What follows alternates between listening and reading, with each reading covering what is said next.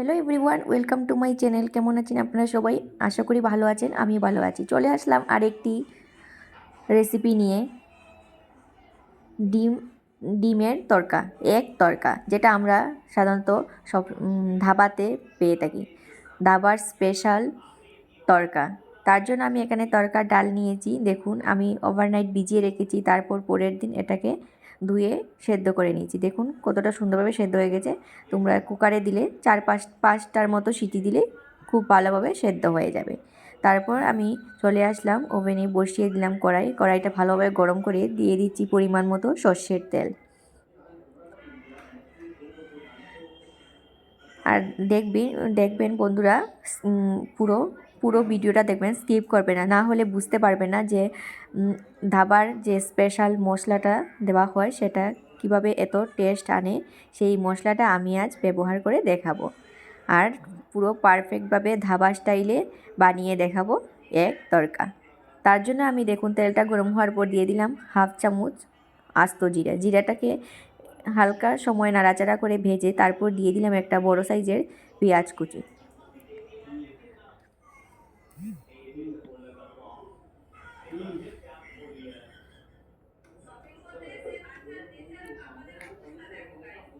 পেঁয়াজটাকে 1 মিনিটের মতো ভেজে নিয়েছি। কিছুটা সফট হওয়ার পর তারপর দিয়ে দিলাম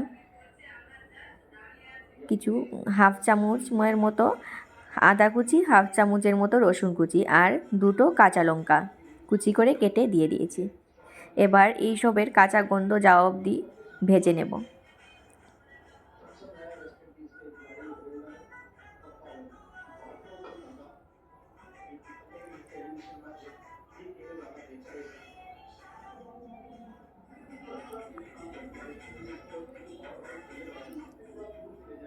তারপর দিয়ে দিলাম এখানে একটা টমেটো কুচি।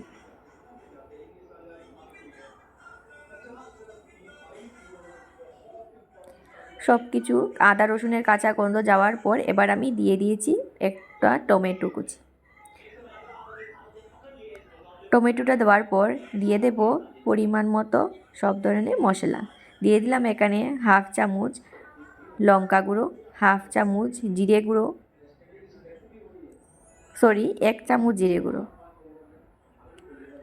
1 চামচ হলুদের গুঁড়ো, পরিমাণ মতো লবণ। আমি ডালটা সেদ্ধ করার সময় কিছুটা লবণ দিয়েছি, তাই লবণের পরিমাণটা এখানে বুঝিয়ে দেবে। তারপর দিয়ে দিচ্ছি 1 চা চামচ গরম মশলা, অল্প একটু কসুরি মেথি দিয়ে এবার সব কিছুর সাথে, মশলার সাথে সব টমেটো পেঁয়াজটাকে ভালোভাবে ভেজে নেব।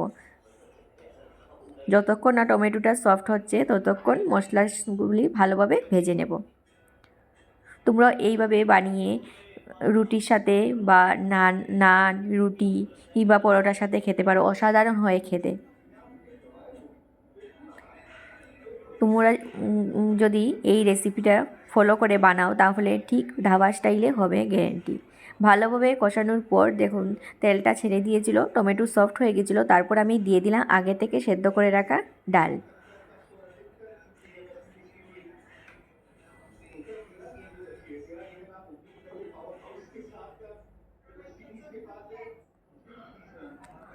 আমি এখানে আরও অল্প গরম জল অ্যাড করে দিয়েছি।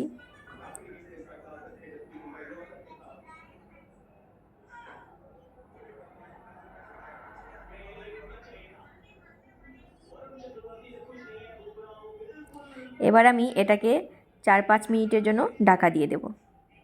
4-5 মিনিট এদিকে ডালটা সুন্দরভাবে হতে হতে এদিকে আমি আরেকটা কড়াই বসিয়ে দিলাম। দিয়ে দিলাম তেল। এখানে আমি রিফাইন্ড অয়েল দিয়েছি, তোমরা সর্ষের তেল দিতেও পারো। তারপর দিয়ে দিলাম একটা ডিম দিয়ে দিলাম। দিয়ে দিচ্ছি অল্প একটু লবণ,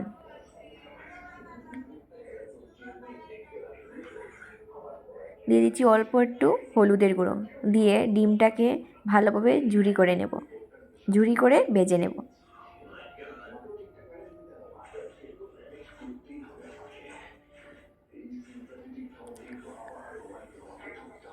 তোমরা ডিমটা যদি দিতে না চাও, ডিম যদি কেউ না খেয়ে থাকো, তাহলে ডিমটা না দিতে পারো, ডিম ছাড়াও করতে পারো, অসাধারণ লাগে খেতে।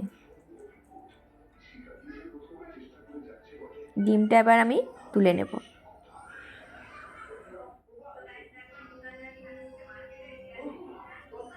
দেখুন অনেকটাই জল শুকিয়ে এসেছে আর সুন্দরভাবে সব কিছু সিদ্ধ হয়ে গেছে। এবার আমি দিয়ে দিলাম ডিমের ঝুরি ভাজা আর ধনেপাতা কুচি।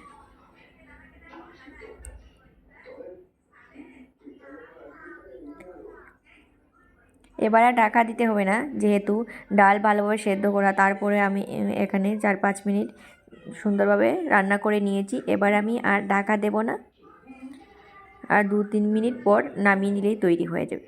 আর তার আগে কিন্তু দাঁড়াও, তার আগে সেই দাবার বা দোকানের মশলাটা কিন্তু স্পেশাল মশলাটা তৈরি করে নিই। তার জন্য এখানে কড়াইয়ে দিয়ে দিলাম আমি কিছুটা পরিমাণ সর্ষের তেল। তেলটা গরম হওয়ার পর দিয়ে দিলাম 4-5 রোয়ার মতো রসুন কুচি, আর দিয়ে দিচ্ছি অল্প একটু কসুরি মেথি, দিয়ে দিচ্ছি 1 চা চামচ কাশ্মীরি লাল লঙ্কার গুঁড়ো, দিয়ে এটাকে ভেজে নেব।